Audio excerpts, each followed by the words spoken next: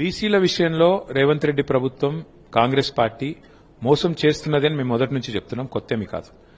42% reservation అన్న మాట వారేదైతే చెప్పారో ఈ రోజు రేవంత్ రెడ్డి గారు కొత్తగా చెప్తున్నారు, మేము రాహుల్ గాంధీ ప్రధానమంత్రి అయితేనే మేము ఇస్తాము అని. మరి అది ముందే చెప్పిండాలి కదా, బీసీ డిక్లరేషన్లోనే చెప్పిండాలి రాహుల్ గాంధీ ప్రధానమంత్రి అయితే ఇస్తామని. ఇవాళ కొత్తగా గుర్తొచ్చిందా? అట్లాగే ఇవాళ మీ చేతిలో ఉన్నాయేమో మీరు ఇవ్వట్లేదు. 1,00,000 కోట్ల బడ్జెట్ ఇస్తాం బీసీలకు 5 ఏళ్లలో అన్నారు, సంవత్సరానికి 20,000 కోట్ల బడ్జెట్ అన్నారు, ఇప్పటివరకు దాని ఊసు లేదు. అట్లాగే మీరు బీసీ సబ్ ప్లాన్ ఇస్తామన్నారు, ఇప్పటివరకు దాని ఊసు లేదు. అట్లాగే మీరు 42% వాటా కేవలం రాజకీయ అవకాశాల్లోనే కాదు, విద్యలో, ఉపాధిలో, ప్రభుత్వ కాంట్రాక్టులో కూడా ఇస్తామన్నారు, దానికి సంబంధించి కూడా మాట ముచ్చట లేదు.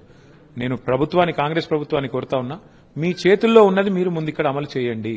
42% రిజర్వేషన్ కూడా నిజంగా చెప్పాలంటే రాహుల్ గాంధీ గారు, మోడీ గారికి సిన్సియారిటీ ఉంటే, కాంగ్రెస్ కు బీజేపీకి చిత్తశుద్ది ఉంటే ఇద్దరు కూర్చొని ఛాయ్ తాగినంత సేపట్లో సమస్య పరిష్కారం అవుతుంది. ఇద్దరికి సిన్సియారిటీ లేదు, కాంగ్రెస్ కు లేదు, బీజేపీకి లేదు. అందుకే ధర్నాల పేరిట ఈ డ్రామా చేస్తున్నారు తప్ప ఇంకోటి కాదు. తెలంగాణలోని మొత్తం బ్యాక్వర్డ్ క్లాసెస్ బీసీలందరూ కూడా ఈ విషయంలో చైతన్యం వచ్చింది, అవగాహన వచ్చింది. కాంగ్రెస్ పార్టీ మోసం, నయవంచన, వారి దగ అర్థమైంది.